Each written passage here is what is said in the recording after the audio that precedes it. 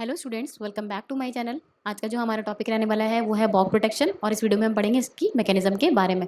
बॉक protection एक ऐसी chemical reaction होती है जहां पर हम अमीन को टेम्परेरली ब्लॉक करते हैं विद अ प्रोटेक्टिंग ग्रुप। ये रिएक्शन कैसी हो गई? Protection reaction. ये कैसी रिएक्शन हो गई? Protection reaction. और यहाँ पर जो हमारा प्रोटेक्टिंग ग्रुप है वो क्या है? Boc anhydride.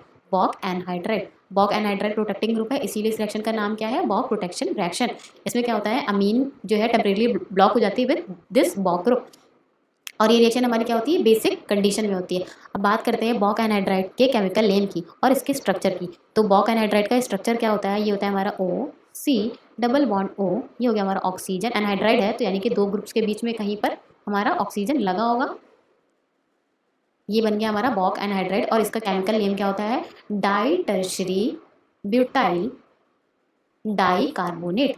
डाई कार्बोनेट, ये क्या हो गया इसका केमिकल नेम? बॉक एनहाइड्राइड का केमिकल नेम होता है di tertiary butyl di carbonate.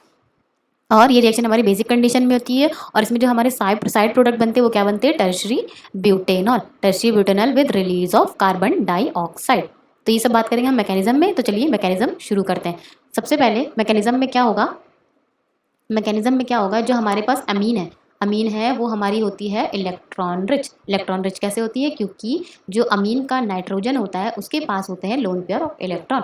और जो हमारा बॉक एनाइड्राइड है उस पे लगे होते हैं ये oxygen C double bond O. यहाँ पर हो गया oxygen C double bond O oxygen. ये हो गया हमारे डाई टर्शरी ब्यूटाइल ग्रुप। ये हो गया टर्शरी ब्यूटाइल ग्रुप। अब हम बात करेंगे ये जो हमारा बॉक एनाइड्राइड है इस पे ये जो हमारा कार्बोनिल कार्बन है सी डबल बॉन्ड ओ लगा है वो क्या है? Electron deficient. यहाँ पर है पार्शियल नेगेटिव और यहाँ पार्शियल पॉजिटिव। क्यों? क्योंकि सबसे पहले यहाँ इलेक्ट्रोनेगेटिविटी डिफरेंस है और दूसरी बात ये कार्बन इलेक्ट्रॉन डेफिशिएंट है क्योंकि यहाँ पर दोनों साइड ऑक्सीजन लगे हुए हैं तो ये बिहेव करेगा एज अ इलेक्ट्रोफाइल। और नाइट्रोजन के पास है लोन पेयर ऑफ इलेक्ट्रॉन तो ये बिहेव करेंगे एज अ न्यूक्लियोफाइल। तो ये क्या करेगा? इस इलेक्ट्रॉन डेफिशिएंट कार्बन पे करेगा अटैक और ये वाला बॉन्ड कार्बन और ऑक्सीजन का बॉन्ड हो जाएगा शिफ्ट, इधर आ जाएगा, इस ऑक्सीजन पे आएगा, मतलब एडजेसेंट टू दिस कार्बन यहाँ पर आ जाएगा नेगेटिव चार्ज। तो हमारा जो प्रोडक्ट बनेगा वो क्या बनेगा? जो हमारा नेक्स्ट स्टेप बनेगी, नेक्स्ट स्टेप में जो प्रोडक्ट बनेगा वो क्या बनेगा हमारा?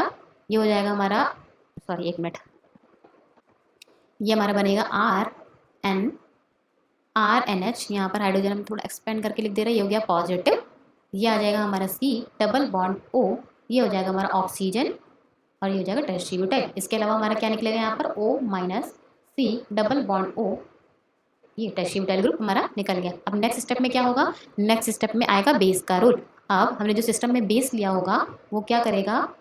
जो हमने बेस लिया है वो क्या करेगा? इस प्रोटॉन को एब्स्ट्रैक्ट कर लेगा। कौन? बेस। ये बेस इस प्रोटॉन को बाहर निकाल लेगा और क्या बन जाएगा? बेस और एच। ये बन जाएगा हमारा बेस के साथ हाइड्रोजन। अब नेक्स्ट स्टेप में क्या होगा? ये हमें क्या मिल गई यहाँ पर?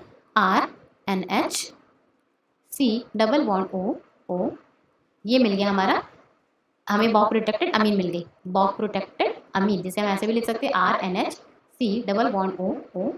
ये हो गया हमारा प्रोडक्ट जिसे हम उसे क्या बोलते, जिसे हम जनरली कॉमनली बोलते हैं बॉक अमीन। बॉक अमीन एंड अमीन, नाइट्रोजन पे बॉक अमीन, हो गई हमारी बॉक अमीन। उसके अलावा यहाँ पर जो हमारा टर्शरी ब्यूटाइल ग्रुप निकला था यानी कि O minus C double bond O, ये निकला था। अब हमने देखा यहाँ पर ऑक्सीजन पे नेगेटिव चार्ज और यहाँ कार्बन और ऑक्सीजन के बीच में जो बॉन्डिंग इलेक्ट्रॉन है वो हो जाएंगे इधर की तरफ शिफ्ट।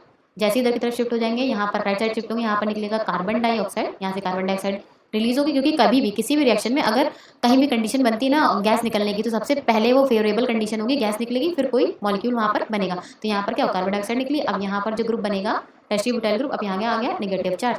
अब इस पे आ गया नेगेटिव चार्ज। सिस्टम है के में है बेस के पास है हमारे पास प्रोटॉन।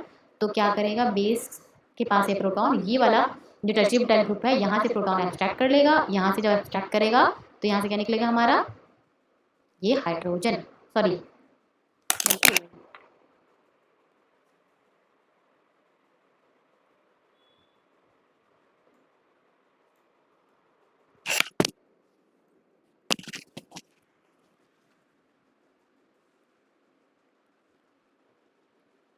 प्रोटॉन एक्सट्रैक्शन के बाद हमारा क्या बनेगा?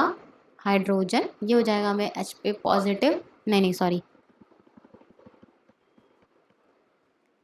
प्रोटॉन एक्सट्रैक्ट करने के बाद हमारा क्या बनेगा? R N H C double bond O O. ये बन गई हमारी बॉक अमीन, जिसे हम जनरली ऐसे भी लिख सकते हैं RNH बॉक। ये हमें मिल गई बॉक अमीन, बॉक अमीन जिसे हम जनरली बॉक अमीन बोलते हैं। अब इसके अलावा हमारे पास सिस्टम में क्या बचा, tertiary butyl group OC double bond O, ये सॉरी यहाँ पर मिस्टेक हो गई, यहाँ पर एक ऑक्सीजन भी होगा, ऑक्सीजन भी है यहाँ पर, ठीक है।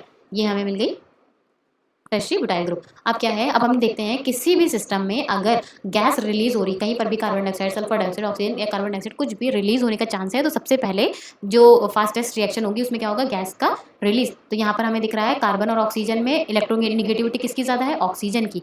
तो ऑक्सीजन की इलेक्ट्रोनिगेटिविटी ज़्यादा होने की वजह से ये बॉन्डिंग इलेक्ट्रॉन किधर शिफ्ट होंगे, इस ऑक्सीजन की तरफ। यहाँ पर आएगा पॉजिटिव चार्ज, ये पॉजिटिव और निगेटिव चार्ज मिलकर क्या करेंगे, कार्बन डाइऑक्साइड रिलीज कर देंगे, और हमारा क्या बचा O-,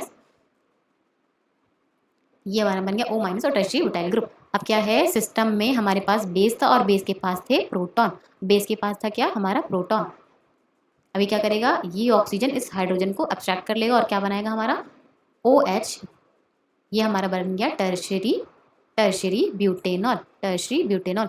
ये वाइवा में पूछे जाने वाला बहुत इंपॉर्टेंट क्वेश्चन है कि बॉक प्रोटेक्शन में जो साइड प्रोडक्ट बनता है उसमें टर्शरी ब्यूटेनॉल कैसे बनता है या फिर कौन सी गैस यहाँ से रिलीज होती है। तो आई होप आपको मैकेनिज्म क्लियर हो गई होगी।